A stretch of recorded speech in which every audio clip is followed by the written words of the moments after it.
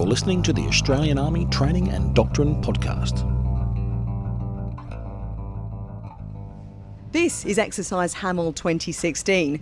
I'm Captain Sharon Mascall-Dare, and I've come to the Joint Task Force Headquarters to meet the Commander of the 1st Division, Major General Paul McLachlan. So first of all, when we say Joint Task Force Headquarters, what do we mean by that? Well, we no longer fight separately as an Army, a Navy and an Air Force. And so what my headquarters is responsible is to make sure that we can best coordinate the effects from the air, from the sea, on the land. So joint pretty much describes all the effects that we bring together at a single place in time, from the Air Force, the Navy and the Army. And certainly in the modern battle space, we've now got to start considering elements such as cyber, electronic warfare. So it is a really complex feat that we're undertaking at the moment. It takes a lot of coordination.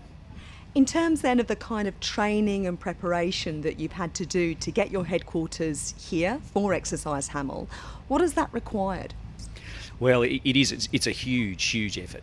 So earlier on this year, we did what we called a command post exercise, which is we use simulation and we have a lot of people coming and sort of setting up what we call injects, which are little scenarios that give us what we need to simulate a real combat environment.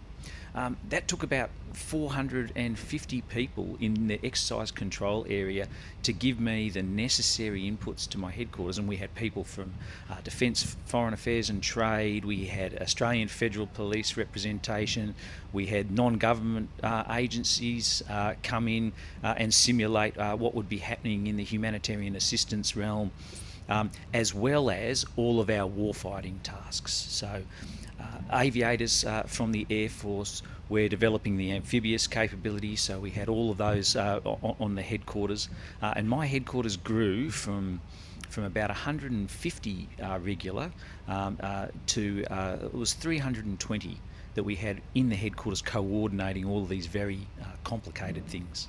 So what did that mean then in terms of just the logistics of bringing that all together? That sounds like a significant step up. Oh, it's a huge investment, but very important, because if we don't do it, then we can't practice what we need to do, and of course if you can't practice you can't improve. So yes, it was a significant undertaking. We had Headquarters Joint Operation Command pulling together people from all over the services to come together and give us that framework in which to conduct the exercise. And the international component, because of course that's been very important during Exercise Hamel with our partners from the US, New Zealand and the United Kingdom. How has that worked from your perspective? Oh, look, that's probably one of the biggest training objectives that we've had on the exercise. So we've had a simulated United States brigade here who took up that central corridor that we were trying to protect. We have had a live US company working into one brigade. We have our Marines that are up in the north at the moment come down to Coltana and actually form a big part, a separate battle group. And we've had the UK here for the first time in a long time, bringing a very potent capability as well, and making sure that we can all work together in what was a very challenging scenario. In terms then of what the training objectives were for your headquarters during Exercise Hamel, how would you describe those? We have come out for the first time in quite a while, and we have been focusing on the left-hand edge of the spectrum, so things like non-combatant evacuation operations. This takes us beyond into a middle conflict scenario. And we've had the opportunity to come against what we call a hybrid threat, something that you would see in the same terms of ISIS, as well as a near-peer military element. And that is where the whole scenario changes, and you've got to completely and utterly change your approach. You don't have air superiority, you have to fight for it. They have an artillery overmatch, you have to degrade that. So there are some significant tactical lessons that we practiced on this scenario against a peer enemy that on our operations over the last 15 years we haven't actually touched on. Given the diversity then that's innate within your headquarters, How do you leverage from an exercise such as Hamel to get maximum training value? Well, you only get better by repetition, to be perfectly honest with you. You can learn the theory, you can develop the knowledge and the skills, but really wisdom only comes with practice and use. So getting out here when we had over 10,000 soldiers in the field, you want to get it right, and certainly we've done that. So we've had a chance over the last 2.5 weeks to polish what at the very start was a little bit of clunky processes where we're coming together for the first time for the long time. You've got to get to know each other again. I can tell you categorically my headquarters is unrecognisable from when we started. We've had a chance over that 2.5 weeks to continually practice and improve and learn, and we are a pretty slick organisation and one that I would be very comfortable taking anywhere in the world. Was there a moment during the exercise where you felt you'd achieved the objectives you were aiming for?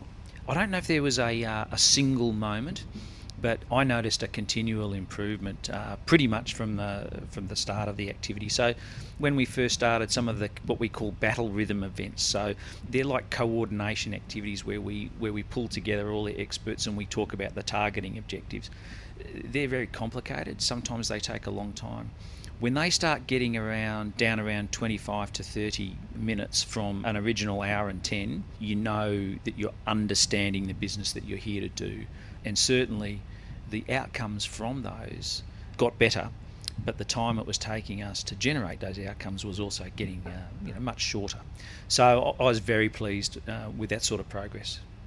What do you think the outcomes are going to be then in terms of influence on future operations as a result of what's been learnt here? Well, I think Army for a brief period of time has been putting some of the key enabling elements such as electronic warfare, unmanned aerial systems down at the brigade level. And what we found is it was distracting the brigade commander from being able to fight that close manoeuvre battle.